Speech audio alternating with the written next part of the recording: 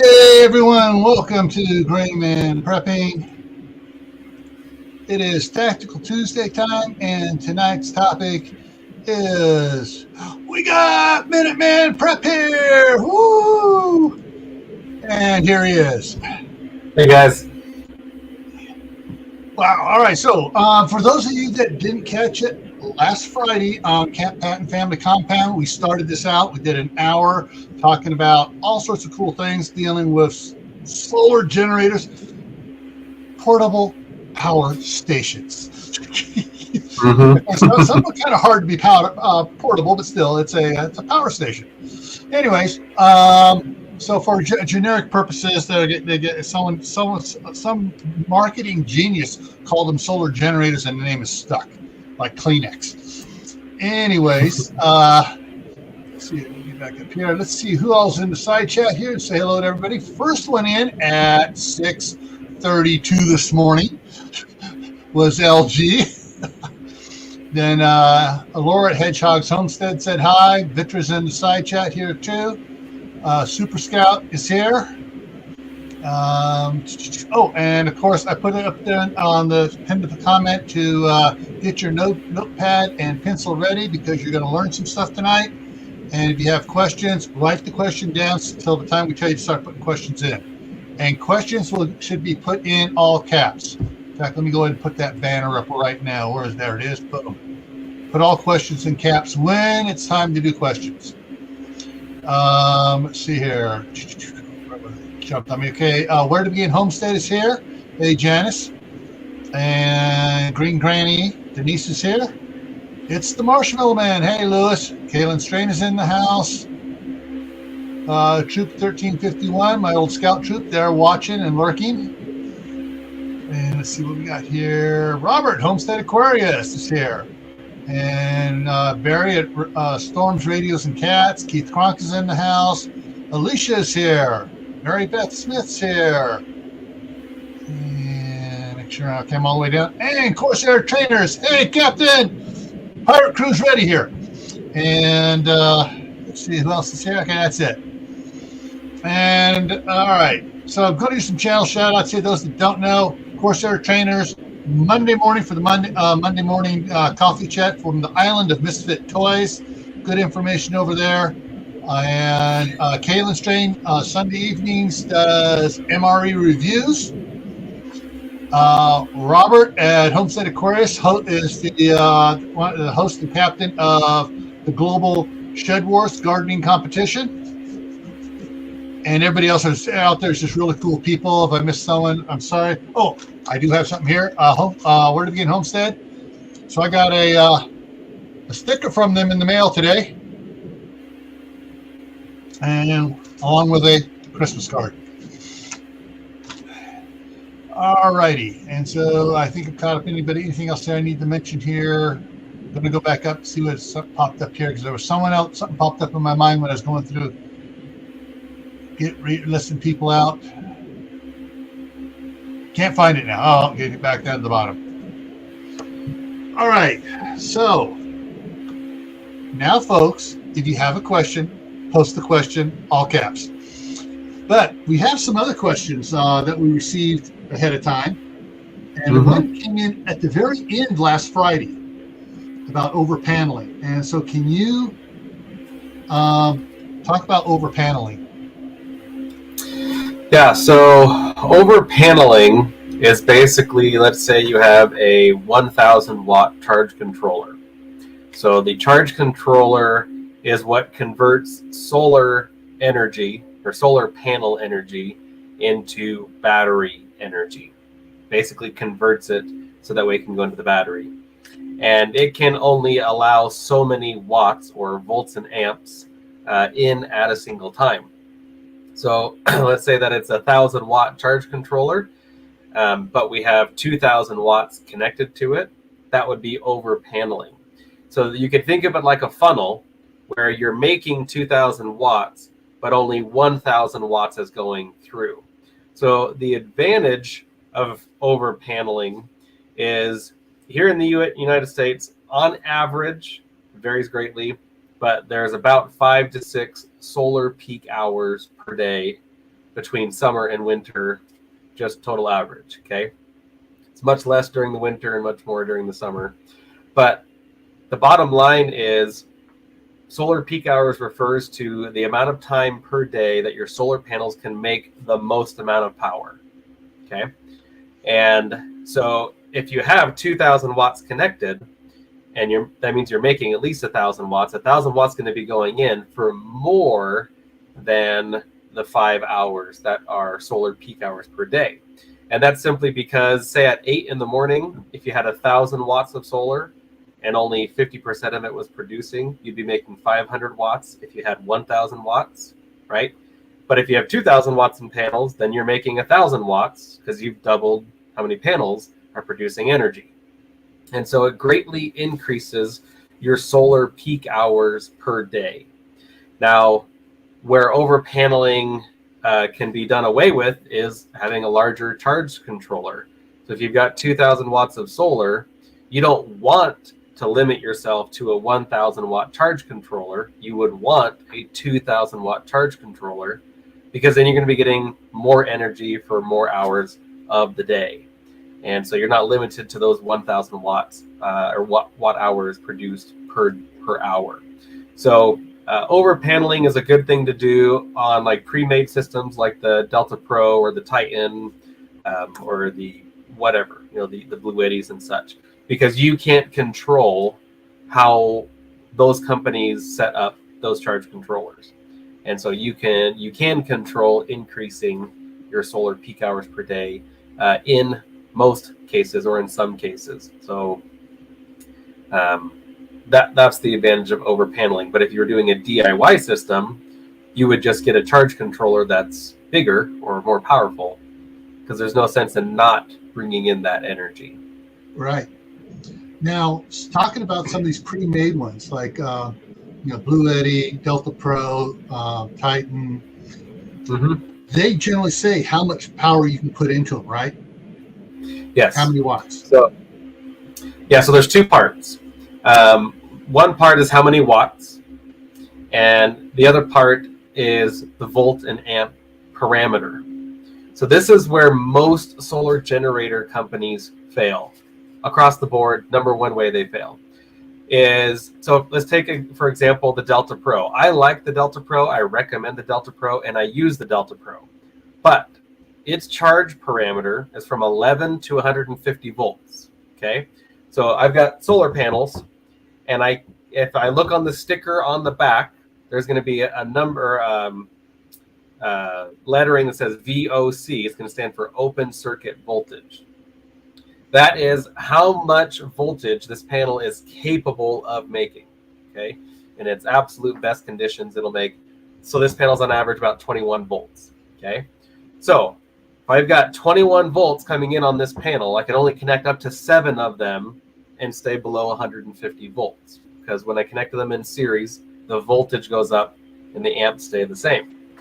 And so I have to stay within that charge parameter, okay? So in this example, I can literally only connect 7 of these 100 watt panels to a Delta Pro in one string, and then I can put another string of 7 for a total of 14 panels, because this makes about 6 amps. So with those 2 strings, I can make 1,400 watts at 147 volts and 12 amps, okay? And it maxes, the Delta Pro maxes at 15 amps. So it won't allow more power, more amperage in beyond 15 amps. So literally, I've got 1,400 watts of panels, and I can't add any more panels to where I can actually reach 1,600 watts. So in that sense, it makes, or in that instance, it makes no sense how they designed their solar charge controller, because even with EcoFlow's own panels, you literally cannot connect enough panels to reach 1,600 watts. So that's where proper over paneling comes in. That's what we do with our 200 watt panels. The 200 watt panels are the only panel that we have found that can properly over panel the Delta Pro and make 1,600 watts effectively. So there's other ways to do it, but it's not as good. So long story short, yes, there's watts, but you can't always reach those watts while staying within the parameter. So you have to stay within both.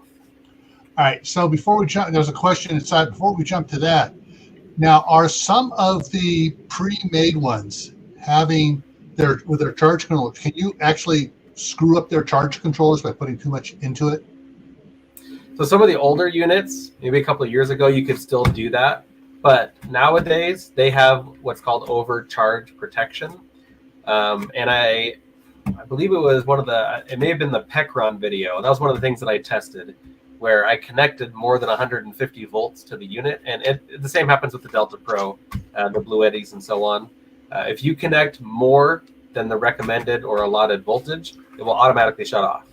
So nowadays, you won't hurt it. That was one thing when the Titan came out, because the Titan's over 3 years old now since it was announced and everything. That was not a protection that was put in place. So you can damage your Titan if you put more than 145 volts on it. So that's why right next to the plugs, it says the exact parameters that you got to stay within, because you can damage it, but not as common these days. All right. So first, we had more come in here. Glenn, How to Garden Homestead. Brenda Duncan, 1900 Homestead. Vitra's in the house now. Pastor McQuaddy's here. Kathy D. Salt and Light. And I know I missed some others. If I missed you, I'm sorry, but welcome. But I do have one thing to say again. Pastor McQuaddy, thank you for the slippers you made for me with the nice sticky stuff so I don't slip on the floor. Thank you. And so we got a question here from Vitra. Please explain solar maximizer and benefits. So they, correct me if I'm wrong, but you're probably talking about what's called a microinverter, often or sometimes called a maximizer.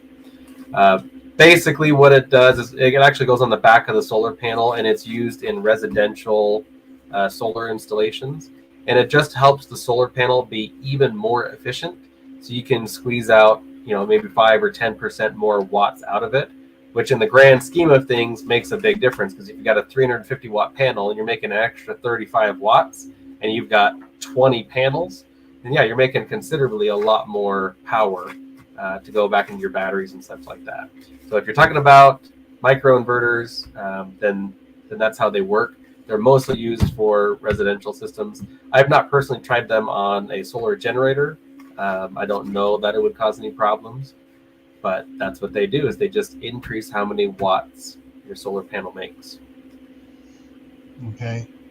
Let's see, hang on, I got to bring up that other thing here. So we had, all right, we had a question. I wasn't sure how serious he was. So, but anyways, the question was, he sent me a question. It was, why can't you charge solar panels with UV lights and create an unlimited power loop? Well, if it were that simple, someone would be doing it already by now, for one. But two, solar panels do not convert 100% of the photons that hit them into usable energy. So if you have a UV light, which is using amps and volts, right, using energy in order to run the light coming off of it, only at the best panels you're going to get on average today, only 23% of the photons hitting the cells are going to be converted. So you're going to lose 77% of the energy that you're putting out just because the panel can't pick it up. Yeah. All right. Hedgehog's Homestead is in here. Aiden is here from over across the pond. All right. Let's see. And then there was another question was, explain what happens when you have solar panels hooked up but terminated at the other end. We believe we were talking about this terminated. We're thinking it's just that the line is empty. It's not hooked to anything. It just goes up and it's just dead ends. Yep. So in that situation, the solar panel is just slowly going to degrade on itself because it's sitting out in the sun. UV light degrades things. And even though it's not putting energy anywhere, it's going to be wear and tear on the materials. So it would be best if you're not using it to keep it put away. And technically, they'll last a little bit longer if they're being used because the energy isn't getting built up in the cells. Okay. Yeah, and one of the things I was looking up that too is just that when the panels get warm, if it, they're in the sun, they're warm, and then as they're trying to convert energy, they get warmer, so that it increases the speed of the degradation because it doesn't have anywhere to send that power. Mm-hmm. Okay, got another question just popped up here from Alicia up in Canada. What brand of solar generator is a plug and play? Can I buy a solar generator on a payment plan in Canada? From Amazon, you can. Yeah, so we ship to Canada all the time from Powered Portable Solar. It is a little bit harder in Canada because you have to pay for the shipping and everything like that. As far as I know, besides like Amazon, there really aren't any warehouses of high quality solar generators in Canada. Just talking with someone yesterday about a system for Canada, and they're going to be going with the Delta Pro in a 240 volt configuration because they want to have the most amount of solar input possible and the most amount of battery capacity possible because it's way up north. So during the winter, the sun is quite low in the sky, and so it's hardly giving off a lot of usable photon light or UV light, whatever you want to call it. And so you need more panels. That's where you want to over panel. You want to be grabbing as much as possible and putting it into your batteries. And then having the extra batteries just gives you a larger fuel tank to run between good sun. And then the Delta Pro has a built-in fast charger, so you don't have to pay extra for that. So in the event that you have to use a gas generator as a backup, you can charge it up quite quickly. A full maxed out system only takes 6 hours to charge from 0 to full. And I know for my house, for bare essentials, we're running bare essentials, that system would run for days on end, just off a battery if we didn't have solar panels. So it's a good option. Yeah, you can look around on Amazon. If you shoot me an email, info@poweredportablesolar.com, I'd be happy to figure out a system with you too. All right, and here's another question just came in from Kathy. Do you need to buy an extra connector cord to the solar generator, or does it come with one? Great question, Kathy. They usually will come with it. I don't know of a system that doesn't come with the extra connector cord. Whether you're talking about solar or wall charging, it should come with all of that. There are some smaller brands that I don't recommend if you watch any of my videos. Sadly enough, I actually don't recommend most solar generators because they don't do as advertised. But recently there were 2 different units I tested that didn't come with connectors. And I was like, why would you sell something that's supposed to be charged with solar and it's not a common connector that you need? So you have to go pay extra for that. So that was one of the reasons I gave them a thumbs down. But if you're going to be using something like the Delta Pro, Bluetti systems, Titan, all of that kind of stuff, it's all going to have all of those connectors included.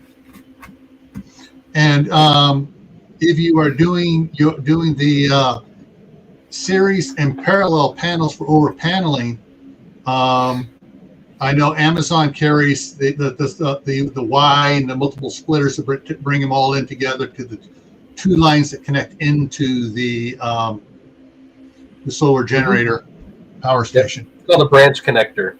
Yep. Yeah. Yep, we have those as well. Amazon, they're the same price on Amazon. Yeah. But yeah, just depending on which way you're going to be connecting your panels, most of the time we recommend doing a series connection because volts are really easy to send over long distance. So if your solar panels are 100 feet away, or even if they're 10 feet away, but you have 100 feet of cable, it still has to travel the 100 feet in the coiled cable. So depending on how long your cable is and how thick it is, volts are much easier to send over distance, and amps are very difficult to send over distance, and you have to get much thicker, more expensive cable. So whenever possible, go with maxed out voltage. And Kathy threw another question in here. All right, guys, remember, put the questions in caps so they stand out.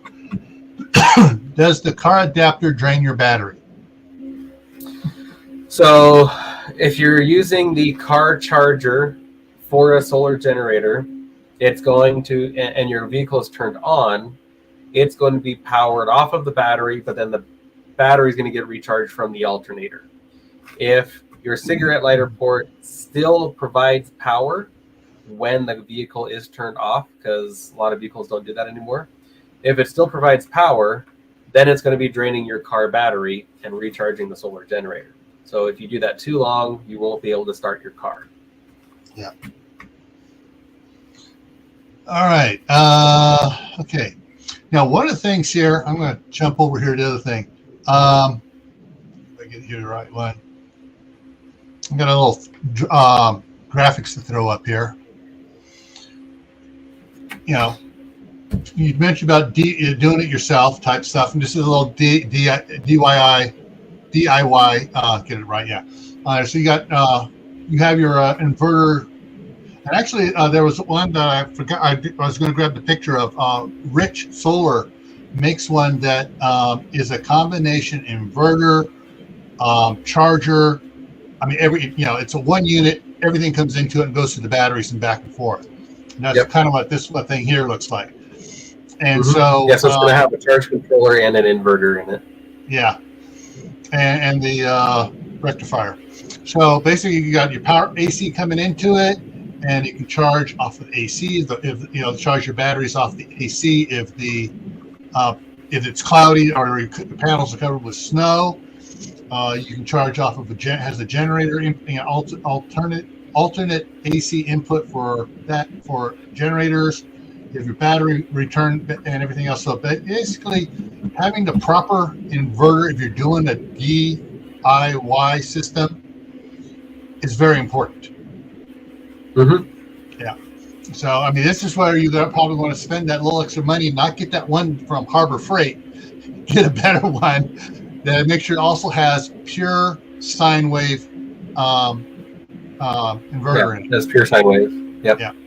All right. Yeah. Now, one of my favorite places to get that type of equipment is Signature Solar. They're the ones that make the EG4 server rack batteries.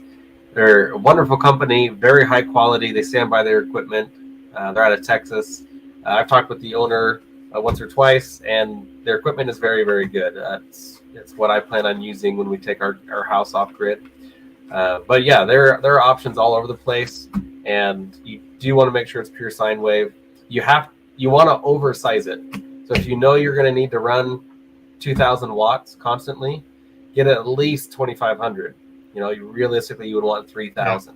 Yeah. You want bigger than you think you need. All right. Kathy's got another question here. Before we jump into that, since you brought it up, having been an electrical engineer, working in Class A contractor's license in California, when it comes to electrical stuff, we always went 30 to 50% over. So if you needed to do something and you needed, keep it simple, 10,000 watts, we went with 15,000 watts of equipment because you don't want to run a generator, say a gasoline generator for that gives 8,000 watts. You don't want to put 8,000 watts of stuff on it because that's going to max out the unit. It's going to heat it up and it's going to shorten its lifestyle. You want to keep that about to 2/3 to a half of what it's rated at. That also keeps it running at full tilt so you don't damage the engine. Solar generators, power stations don't have those moving parts, but they still have electrons flowing through the wires. Mm-hmm. And they still get warm. And they get warm. They wear, and it causes them to wear out. So you want to really besides over paneling stuff, you want to over safety on your inverter for what you're going to use, so you don't wind up short. And then you need a short span of using that full thing. A short span, you can handle it. All right, question here. And I can answer most of this for you, Ben, but I can't answer it all. What is your favorite solar generator? Well, it used to be the Kodiak, and then he switched over to, because the Kodiak got left in the dust, went to the Titan, and he's been touting the Delta lately. Yeah, so short answer for right now, Delta Pro. The Bluetti, the AC300 that's currently available, is the direct competitor to the Delta Pro. I usually don't recommend it. One, their customer service has not been proven to be very good, and that's a big problem. Secondly, they have what's called they have a high idle power consumption rate. So just to have the system turned on, it's using about 63 watts. Okay, so to give you the comparison, that's almost like a deep, what do you call it? A deep chest freezer.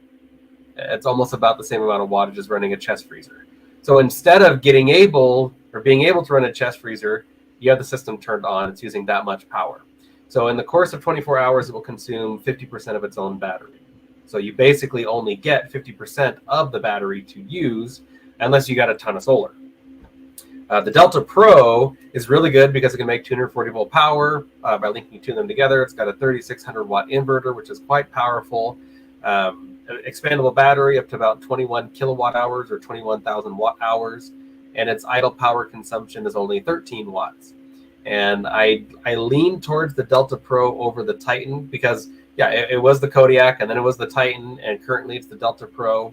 And the reason the Delta Pro beats out the Titan is because for nearly the exact same price, the Delta Pro has 80% more battery capacity. You'd have to buy another Titan battery to be at that same level, which is a $1,400 difference. So you save yourself, when you break all the costs down, you end up saving yourself a little under $1,300, but you get twice the battery. And it is a lithium iron phosphate battery, which is going to last more than twice as long. Life cycles is not a big deal. The Titan has 2,000 life cycles because of how it's designed. Very superiorly designed lithium NMC configuration.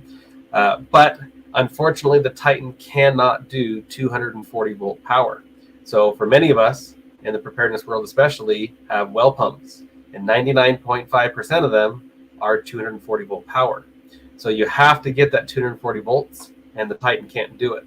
So even if you are not getting a system revolving around 240 volts, I still recommend the Delta Pro because you get more battery. You don't get as much solar input, but you always have the option to get a second unit and make 240 volt power, which you never get that option with the Titan.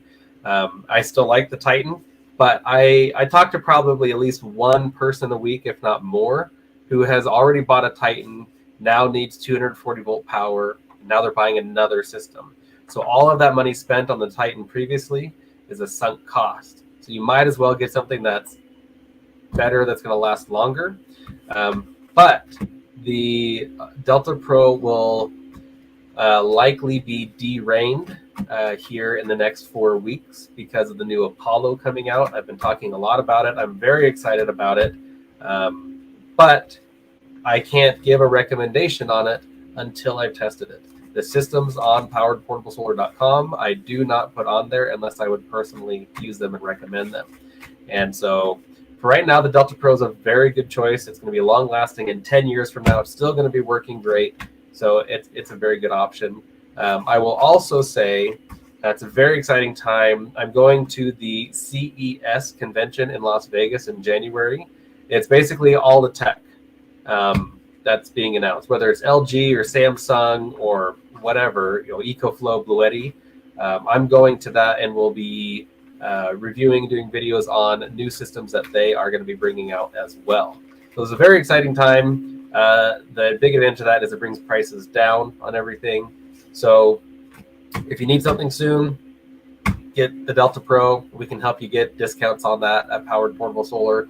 If you got a little bit of time to wait, just 3 or 4 weeks, and then we'll have the Apollo. And then if the Apollo isn't as good as it says, then we still got the Delta Pro. But if the Apollo is as good as they say, then we'll have the Apollo as the superior option, Delta Pro as the backup option, and probably the Titan as a tertiary option. So yeah, I watched your video on that, about the letter you got from them and everything. So it's supposed to be arriving just in time for Christmas. It'll be a great Christmas gift. Yeah. So I've got 2 Apollos and 2 expansion batteries, and that'll allow me to do 240 volt power. And the big advantage of 240 volt power isn't that I just get to run my well pump, but it's that I get to connect it to my main electrical panel, and I get to run the entire house. I get to turn on the light switches. I get to use the outlets, right? I can still only run up to 6,000 watts, so that's the limit there. But as long as I'm below 6,000 watts, I can run my entire house. And that is a convenience factor that many people do not consider. Before that was an option, when the power would go out here and I'd have to set up my Titan, it was not that much fun running 100-foot extension cables from this shelf here in my office all the way up to the kitchen, into the garage and all of that. But that's what had to be done at the time because I couldn't connect it to do that. At the time, you could do a sub panel, but it was an inferior way to do it. So great things going on now. You got some people in the side chat that are waiting for you for those videos from CES. Oh, good. Yeah. So I don't know if I'm going to be doing. I'll probably do some lives there. So those will be on my Minuteman Prep YouTube channel. So I'll be doing live walkarounds, showing off tons of new tech. I know for a fact that EcoFlow and Bluetti are going to be there because they've invited me to be there. So it's not it's my understanding because it's my first time going. It's not an open thing, kind of like SHOT Show. Not anybody can go in. You have to be invited in. So I'm very fortunate. I'm very surprised, honestly, that I get to go. But they've invited me and asked me to go and review their stuff. I'm going to be meeting with their head of marketing, their head of tech, all of that stuff to see all the new stuff coming out, ask all those nitty-gritty questions. So ideally, it's going to be the 5th through the 8th of January. So ideally on the 5th, we'll see these new things. I can do live videos and other videos, that I edit and actually make them look good. And then on the 6th and 7th and 8th, I can take your guys' questions and go back to them and do more videos answering those questions. So that way, by the end of that weekend, we know what's coming out and how it's going to be. That sounds. You need a cameraman? I have a tripod, but I'll see if I can get a +1. All right. I got one other picture to throw up here, and this is something that everyone, I think everyone here should have one of these around. Get one of these. You may not think you need it until you need it, and it help if you're thinking about getting a solar system of any type. You need this. Mm-hmm. The kilowatt. And Yep. this thing is fabulous. You can do all sorts of things with it. You can do exactly what your like a refrigerator, what it's doing right now, but you can find out how it runs over a 24-hour period. Mm-hmm. So, So there's a few versions of that. You can get them at pretty much any hardware store locally as well as on Amazon. There's a newer version, I forget which brand it is, that actually has memory in it. And so these are great when you're using solar generators because for me in my testing, I'll run these units until they shut off. And so that means the AC power goes away. And with that particular model, the kilowatt, that means the information goes away. So this is great for like RVs as well. When you're testing your RV, how much energy your RV is using until something, goes out or something like that. Then you can use that to see exactly how much power is used, and even if the power goes out, that energy or that information is saved. So, but the nice thing about that particular kilowatt meter is you push the purple button, and it tells you exactly how much power has been consumed over how long it's been plugged in, and that tells you how much wattage your equipment's using. So I usually recommend people get that and test their equipment, like their fridge, their freezer, or whatever, and before they get a solar generator, because they know exactly how much power it's using. So there's a side question. I don't know who. Somebody with a wrench must have hidden him before on a different live stream. I saw. I see what happened. It happened here. So folks, don't hide Star Homestead India. He's a friend, and so let Star say stuff. He's sometimes it may sound weird, but those of us that know him and work with him, we have him up on the lives and stuff. He's a real cool guy there from India. All righty. Any other questions here right now?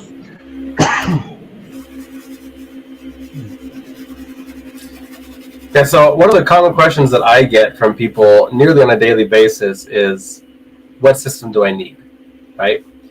And it all depends on what your needs are.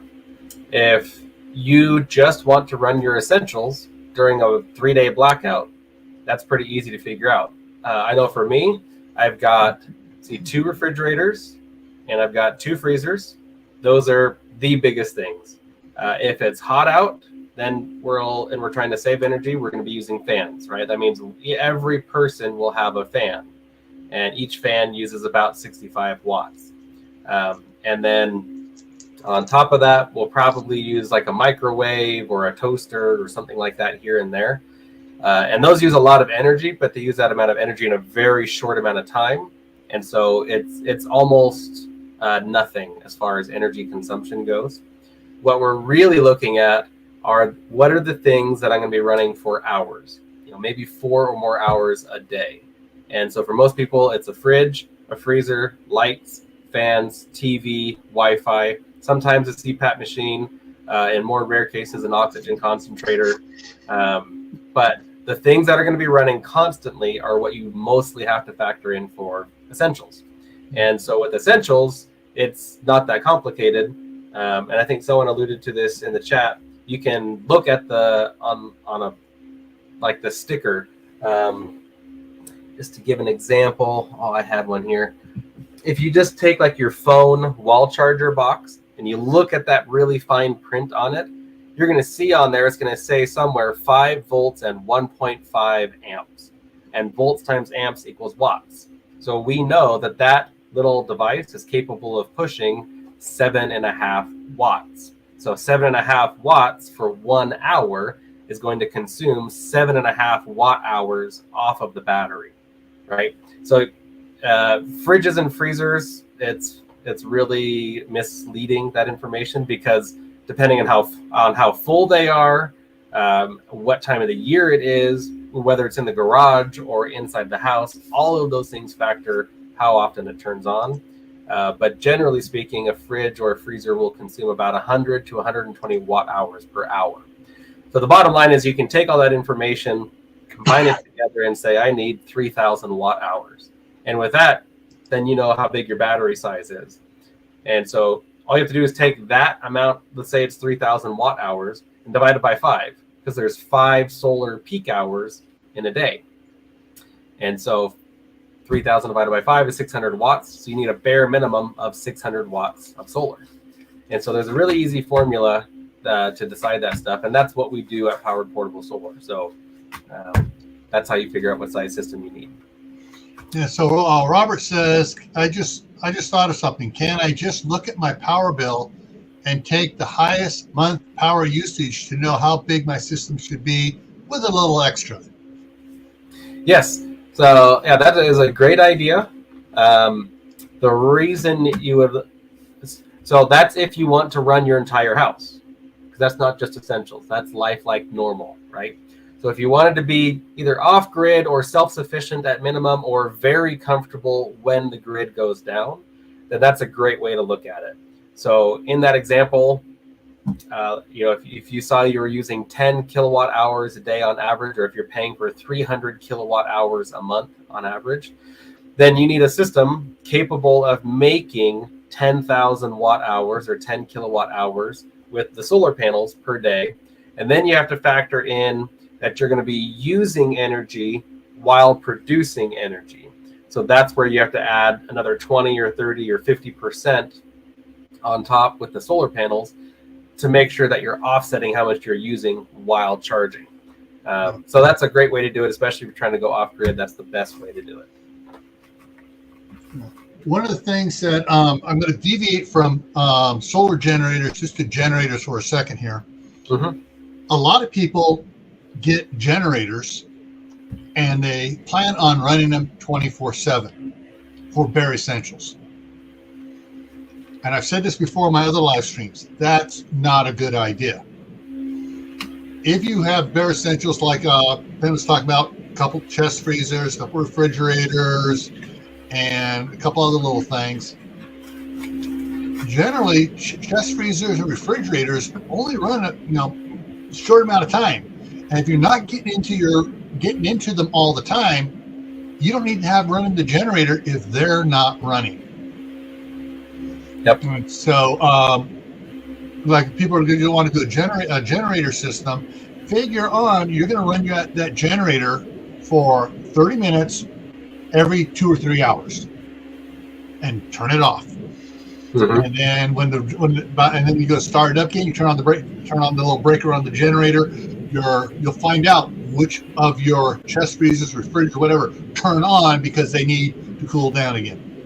Mhm. So practice, see what you got, see how long it lasts. I know with my chest freezers, I only got to run them for 30 minutes every 5 hours if I'm not opening them up.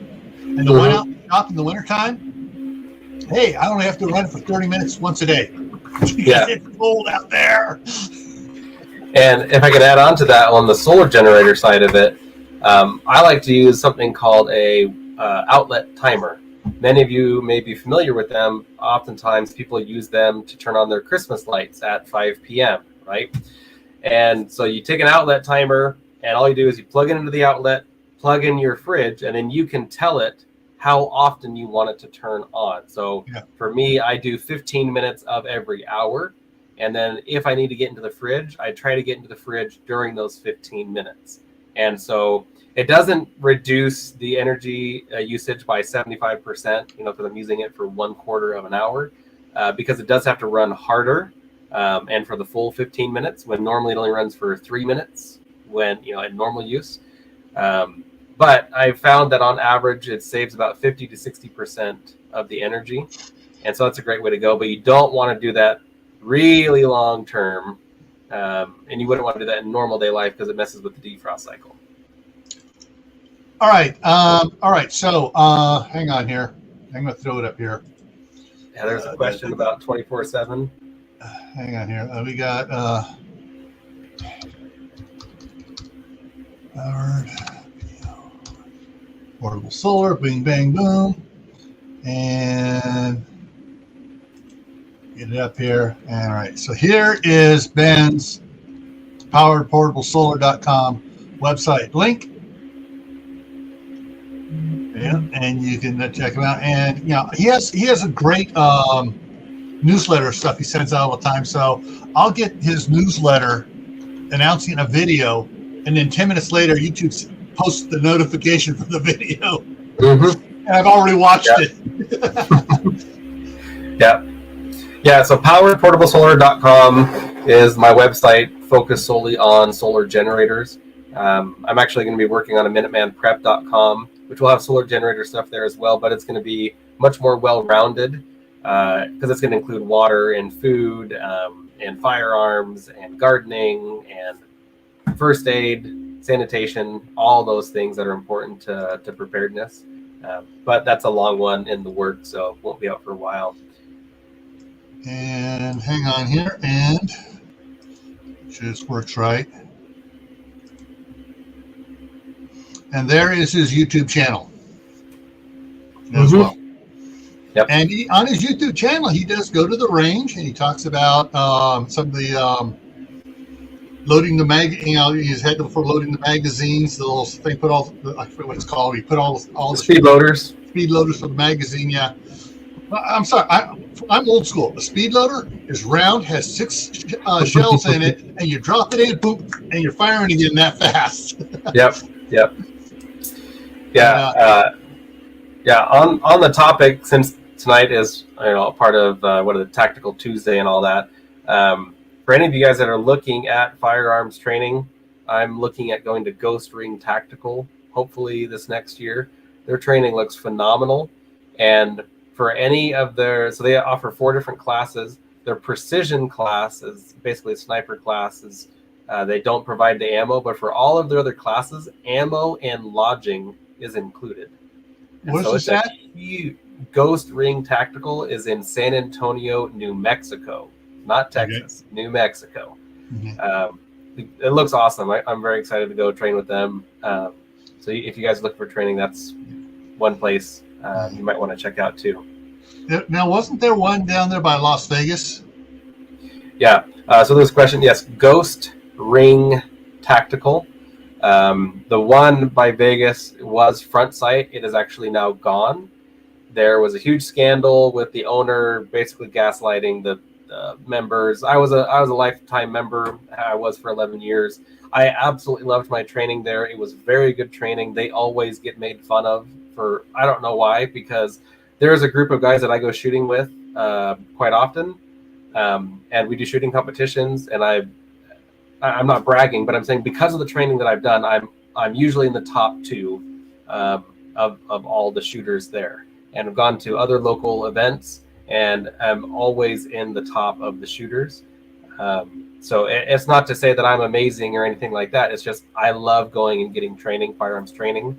You need to go get training. So Las Vegas is gone, or sorry, Front Sight is gone. It got bought out by another company called like Prairie Fire, I think is what it's called. Either way, I won't be returning there because of the injustice that was done by Front Sight. So I'm looking at Ghost Ring Tactical as my next place.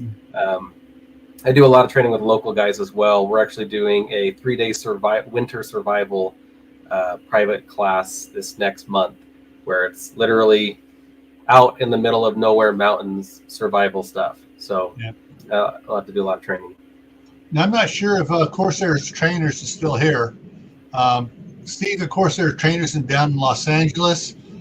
That's what he does. He does training. So if you're locally in Los Angeles, check out Corsair Trainers, Steve, a non-active duty Marine. He just says there's no such thing as a former Marine. Once a Marine, always a Marine. So he's non-active duty Marine, a former federal officer, and he does a lot. There he is.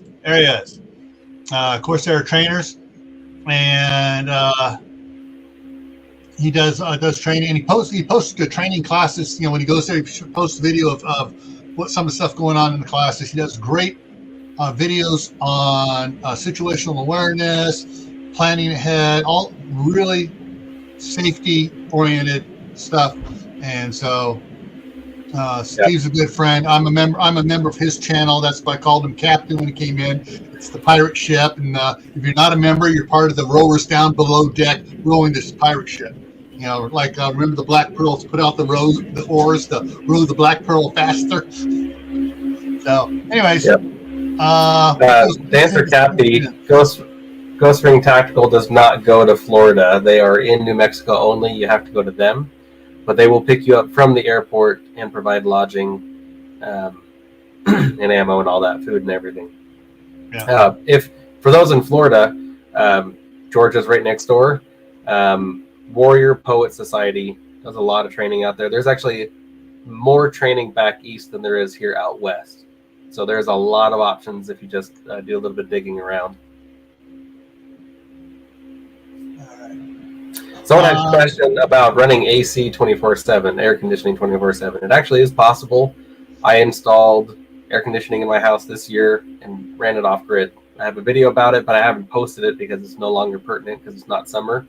So next week, I'm hoping to make a video about heating my house off of electric heat, which is typically not a good thing. And then in the spring, I'll post that video about cooling the house efficiently off of a solar generator and system. So it is possible. It only requires money. It's the only thing it requires. All right. Okay. Any of my mods out there, can you look up Ghost Ring Tactical and post the link, their link as well? And if anybody wants, if there's another link that was mentioned that you want posted, type out what it was for, and we'll see about posting it. Now, since I'm curious now, because I was thinking about I had been trying to convince my wife to go to Front Sight. So they were bought out by another company because the previous owner had screwed people over. Yeah, from Front Sight, not from Prairie Fire. Yeah, from Front Sight, not Prairie Fire. I know that the Front Sight was building a nice facility there outside of Vegas. Yep. So it's all still functional. They didn't sell it off, did they? Prairie Fire. Right. So no, it's all still there. The grandiose plans were to build a hotel on site, to have a shopping center, even restaurants. They were going to do like a condo setup and even their own little neighborhood. They had very grandiose plans. The problem was the owner hired the wrong guy to get it done. And the guy basically stole the money. And then the owner of Front Sight basically started selling more memberships to be able to get more money, to be able to get those projects that were promised done. Didn't make enough money off of that because people had already paid to have those projects done. And then he said it was the members' fault. And So the facility is still Ah. there. I'm not sure what their plans are as far as building out something like that. But so the closest town is called Pahrump, Pahrump, Pahrump. And there's good lodging there as well. And it's only a 20-minute drive to the facility. And then you're in town with restaurants and all of that. So the location was great because it's always cheap to fly to Vegas. Because the casinos actually subsidize the flights or the airport there, something like that, to make it cheaper for people to fly. So it's actually a great location. But I'm moving on to more stuff. I've done my basics. Just as an example, I've done the pistol class 4 or 5 times, and they have a competition that they do at the end where you can actually earn one of these challenge coins. You have to beat everybody in the class to earn this challenge coin. And I did it both right-handed and left-handed. So I'm done with the basics. That's why I'm moving on to places like Ghost Ring Tactical, because they involve a lot of like trauma and medical, where you'll have to shoot a bad guy and then reholster and then wrap someone with a tourniquet. And then they'll yell threat again. Then you got to go shoot another guy. And then you got to fill a puncture, like someone's leg that got shot and they've got like fake blood that they're squirting into the leg, and you got to pack it until it stops bleeding. That's not all the classes, but they involve hand-to-hand. It's much more real, and so I'm looking forward to that. So I don't know that Prairie Fire will be offering that, but it is an option. Okay. Up here in Idaho, Houston Shooting School, they're near Sun Valley. They're in Haley, Idaho, is also very good and very affordable. Okay, that's not too far. I mean, I could drive there. Yeah, it's like a 2.5-hour drive. Yeah. Cool. And for those who are wondering, Ben is about 1.5 miles south of me. So, yeah. All righty. Please know. Yeah, Carol, exactly. Don't pack bullet holes with tampons. Don't get hemostatic gauze. Yeah. I don't carry an IFAK on my person, but I do have a full IFAK individual first aid kit, which is meant for bullet hole plugging effectively, right? It's based on the idea of TCCC, which is basically combat medical.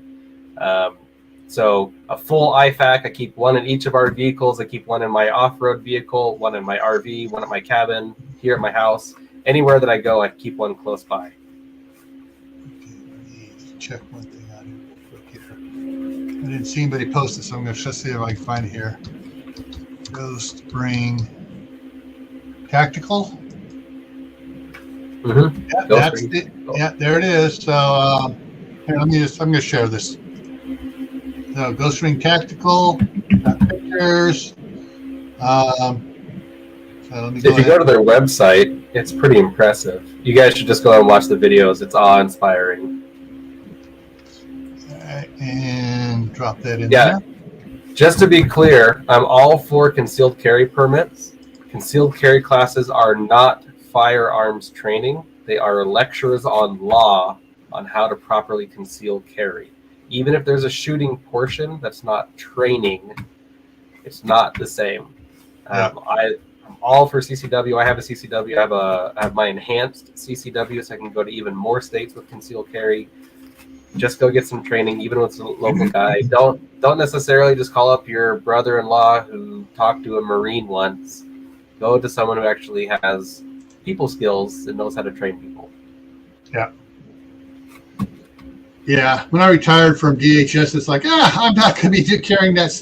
I should have gotten my retirement federal one. That would have been good. Mm-hmm. So now I got to go get classes, local classes, whatever, to get to one in the county here and stuff. Mm-hmm. And I've hosted local classes too. So if there's a group of at least 6 people, 5 or 6 people, I've hosted multiple classes, whether it's pistol, shotgun, rifle, precision. I love doing that too. Yeah. All righty, folks. Any more questions? I'm not sure how long Ben's willing to go here, but we're coming up on an hour here. Anybody have any more questions about solar generators or anything else? Or Ben? While people are thinking of questions, one of the videos I'm going to be doing soon, it's very, very simple. It's about food storage. It's one of the easiest ways to keep your food storage. If you go to Costco or Sam's Club, or any bulk box store, get those heavy boxes like the bananas and fruit and stuff come in, because they're very robust and they're designed to be stacked really high. That's what I keep pretty much all of my food storage in for the loose stuff. I have a lot of dry food storage as well as a lot of wet food storage. And I prefer the wet food storage because the United States Canning Association, this is like 5 years ago, they said basically anything canned except for tomatoes will last forever. So it may degrade in how good it tastes, but nutritionally it's still enough that we don't need to fret over it. Right. And so I like a lot of wet food storage because I don't have to consume as much water to rehydrate. One of the interesting things you said, except tomatoes, and that's because the acidity of the tomatoes, and there's a couple other things that will dissolve the liner of the cans and stuff. Yep. That's why we've stopped buying the tomato sauces and stuff like that in cans. We buy the stuff in the jars, the canning jars. That way you reuse the canning jars. Yep. All right, Question from Kathy. Are Jackery generators good? No. They're just not. They were like Goal Zero. They had a big name. They had a huge marketing budget. Same with 4 Patriots. Don't touch them with a 39.5-foot pole. Right now, you've got the Titan, EcoFlow, Bluetti, kind of Renogy, not really Renogy. I made a video the other day or a couple weeks ago about the Mango. I found some issues with it recently. So I actually took down the links and took that off my website. So we have to get these things figured out.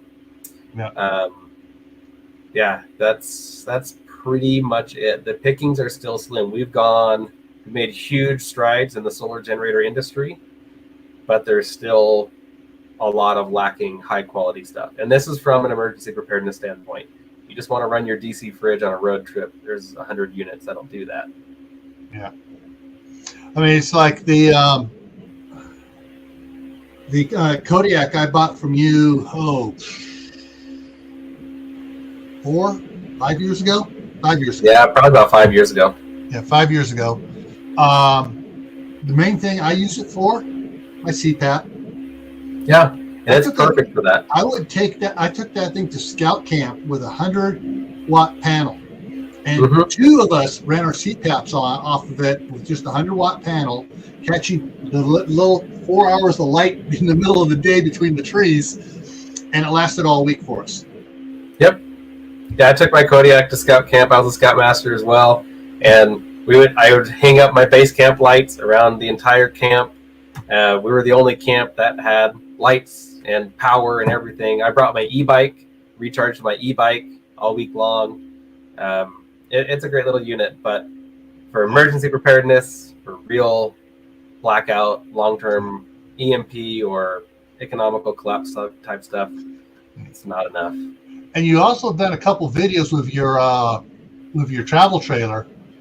You got one here 2 months ago, the 9-day off-grid boondock trip.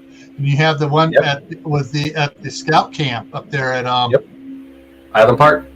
Yeah, Island Park, running the AC the entire time up there. 24/7 for 9 days. We never turned off our mini split air conditioner. Just to be clear, the RV air conditioner we did not use. I added a 9,000 BTU Mr. Cool DIY mini split, and we never once turned off the AC the whole time, and we never got low on our battery. Do LiFePO batteries have to be stored at a certain temperature range, or is it only when charging and discharging? Can you speak the basic temperature on these batteries? So batteries can be they can be stored at pretty much any temperature below 140 degrees. They only like to charge when their internal temp on the battery is 33 degrees or up to 120, 130. So don't charge it below freezing. Discharging the battery will generate heat in the battery, which is a good way to warm it up so that you can charge it, but it has to have a charge in it, which is one reason why I keep my batteries fully charged even though that technically degrades their life cycles. So they are said to be usable to -4, but chargeable above 32. You really want them at like 60 to 80 degrees. That's going to increase their life cycle, but it's getting way into the weeds with it. You're never going to wear out the battery. It's going to degrade itself by time more than temperature. So, yep. All right, and let's see here. I'm just looking around here. Off topic again. Your DIY propane fill. How's that been working for you? It's great. That's how I refill my propane tanks now, and I even have what is it? It's a 25-gallon, 100-pound, like a really big portable propane tank. It's not portable because it's super heavy, but I keep that on hand as well in case we do need to use the gas generator. Well, gas propane. I only use propane on my generators, my dual fuel, and I can refill that one as well from my main tank. And I tried to get a 1,000-gallon tank here at my house installed, but they're over $7,000 and it's about a 6-month wait. Whereas 3 years ago they were $1,500 and no wait. That's what I installed at my off-grid cabin, was a 1,000-gallon tank, and that's how much it cost us. So the prices were ridiculous, and all the companies I called locally simply said they would not sell me a 1,000-gallon tank, because by the time they got it, their price would be way more than what I paid. So the refill station is working great. It just is slow. That's the only downside, but it's off-grid and I get to do it myself. Cool. All right. Just scrolling through here, some of your videos. I am going to be doing a video soon. I'm going to do multiple cycles on my freeze dryer off of solar generators. That's a question people ask. For me personally, I'm all about having the food beforehand. But then the theory is, if we're a year into a crisis, you want to be able to keep storing food. So I'm going to be doing tests on solar generators that can run a freeze dryer completely. So that'll be a fun one coming up here. Cool. That is, because if we have a major PUFA, and you're growing the food, but you need to store it, and you need storage other than just canning, that would be one of the things to be able to do. Mm-hmm. Yep. Yeah, I like it because you can just make a meal and then freeze dry it. And so it just takes a lot of the work out of it because you're making your own mountain house essentially. Yeah. So, but my favorite way of food storage is wet storage. Yeah. Cool. All right, folks. Any other questions before I wrap it up here? Give them a couple seconds to put that in there while they're thinking about that. All right. So, coming up on Thursday, I'm doing the 24-hour live from, I'm going to give this in Eastern time, since everybody likes to use Eastern time for the videos and stuff, starting at 6 o'clock in the morning, Thursday morning, going till 6 o'clock in the morning, Friday morning, going to be running 24 hours here, 24/1. Only one day I'm doing it, not 7 days. One day I'm going to be doing the 24-hour live from the challenge from Cottonwood Ranch, and then Friday night, 10 o'clock Eastern, is going to be the 4,000 subscriber giveaway, and then if we get that done quickly, it's going to be open chat and stuff, and opened up to any sort of questions that you might want to know about me that weren't covered in it, and where they could have found the answers. But the answers to all those questions on Friday have been in Pat and Pam the Compound videos, and in a lot of the videos here on Gray Man Prepping as well. Okay, Glenn put one up here. Have you ever made a plug-and-play solar unit? Yes. I've got a couple of videos on that. You need an inverter, charge controller, battery. Go with lithium battery, don't go lead acid. And then solar panels. Cables connect it all and fuses in between it all. So the DIY Solar Forum is put on by Will Prowse. You all probably know Will Prowse. He's an amazing solar and battery guy. YouTube channel's got nearly 750,000 subscribers, something like that. That's his forum. It's a very, very good resource. DIYsolarforum.com. There'll be a lot of people on there that'll show DIY builds that you can follow too. And Vitra says, want a DIY solar panel for the truck to keep the battery topped up. We use a battery blanket here. So a good option would be the Flex Solar. It's one word, Flex Solar 200-watt briefcase solar panel, because it comes with a charge controller built into it, as well as a way to connect to a car battery. It's designed for keeping car batteries topped off.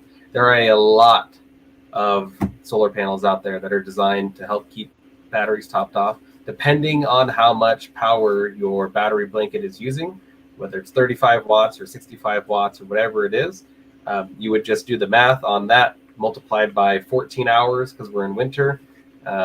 So that'll tell you how much energy it's going to drain. And then you've got about 3 or 4 hours a day to recharge that amount back into the battery. So, and of course, it's not going to do well on a cloudy day. But I would look at that one. The Flex Solar one is good. I've used that one in the past. Texas on the back 20 mentioned too. There are trickle chargers of solar trickle chargers you get for cars. People use them a lot they'll put one out there for their RV battery on their trailer and for their boats and stuff. Problem is, most people don't get the proper trickle charger. There is some specific ones that do the desulfication for the battery, so they don't build up the sulfide buildup on the plates. And you want to make sure you get one of those type trickle chargers for your RVs, boats, campers, whatever, stuff you don't run all the time. Yep. That, or do what I did in my RV and replace your lead acid batteries with lithium iron phosphate batteries, because then you have a huge battery bank that'll run your DC equipment for days. The backup to your backup. Yeah. And that's an interesting thing. See, years ago, I started this, 2004. I started doing some solar stuff, buying those little, it was a 45-watt system from Harbor Freight.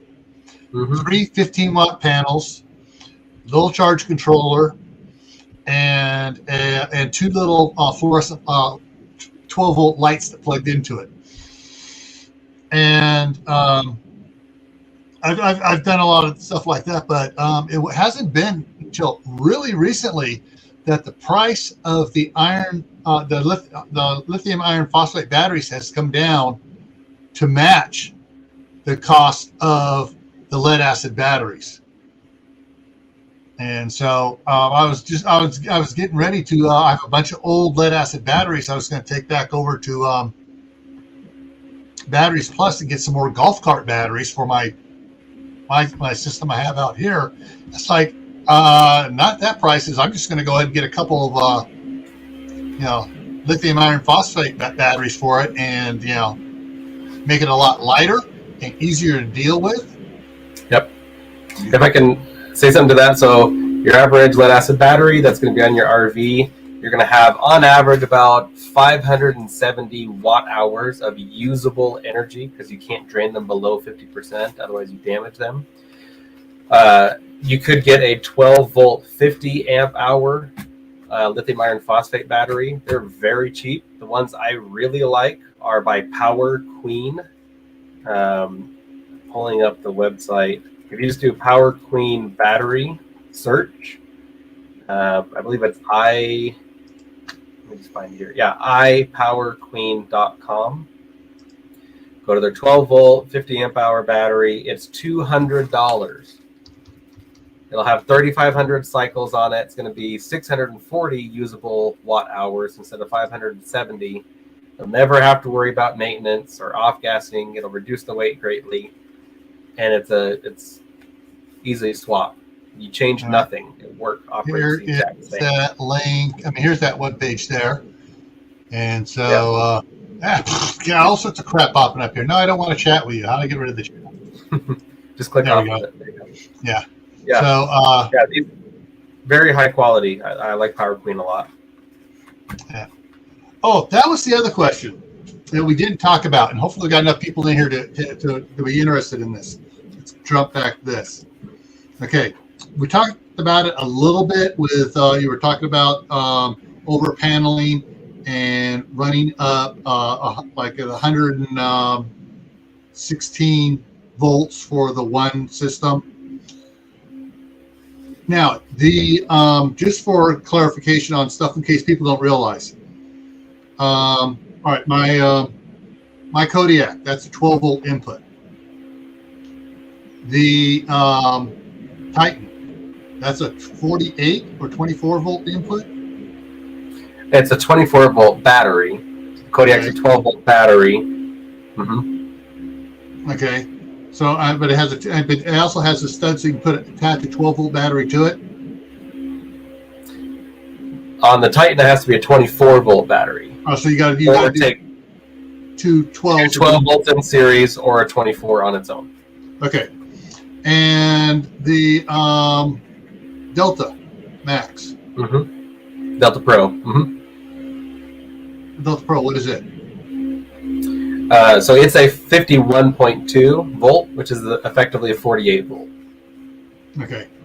Which is the best voltage for batteries for house backup. Okay. And I'm trying these things flipping by here so fast. The so the Power Queen, I believe, I look at it right here. Was it Power Queen? One of them had the 50 on Amazon had the 51.2 whatever it was, the battery. The server rack battery. Yeah. Yeah, I believe Power Queen. I can't remember if Power Queen had one. I'm pretty sure they did. Many companies are coming out with it. EG4, which is Signature Solar, was the first big one to do it. But let's see here. Yeah, let me bring up my Amazon wish list for solar because I threw all those batteries and stuff I was looking in there on it. And yep, it's Power. So Power Queen has them. Yeah. If you click products, it'll take you to the product page, and then there's a big yellow bar that has 12 volt, 24 volt, and 48 volt. You click 48 volt, you'll see a 48 volt and a 51.2 volt. Yeah. And actually, Power Queen is the one that has the 51.2 in for a tower rack, for like a computer rack system. Yeah, they're called server rack batteries. Yeah. I would, if it came to a server rack battery, Power Queen is great, but I'd probably stick with the EG4 by Signature Solar, just because they were the originals and they have the best pricing and the highest quality from what I can see. Sure, Power Queens are great. I haven't tested that battery in particular. But they're becoming very popular, which is going to bring the price down, which is always good for us. Yeah. Competition brings price down, folks. Yes. Yep. And Wendy Hardnack Farm just came in. So I think that kind of wraps it up. Oh, next Tuesday here. Next Tuesday here on Technical Tuesday, the topic is disaster cooking, no stove. So your stove, your range, you have no, your it ain't gonna work. Your propane ain't gonna work to your stove or electric stove. So you got to have something else to cook on. And so that's what we're going to be talking about on that. So, all right, folks. I want to thank Ben for coming in here for both last Friday on Camp Pat Family Compound and tonight here. If you haven't had a chance to go check out his YouTube channel, check it out, Minuteman Prep. He's got lots of videos. You spend a lot of time learning and getting a headache because it's a lot of information. But he explains it very well. And everyone in the side chat for coming in. Questions, comments, very good. And we'll see you around here on Thursday when I do the live, 24-hour live on Thursday. All right, folks. So just remind everybody: stay happy no matter what life throws at you. Stay safe. Don't go out and do anything foolish. Keep adding to your preps: water, food, medicine, clothing, skills, and any other gear you're going to need to survive. All right, take care. Thanks. Bye. Hang on for a second, Ben.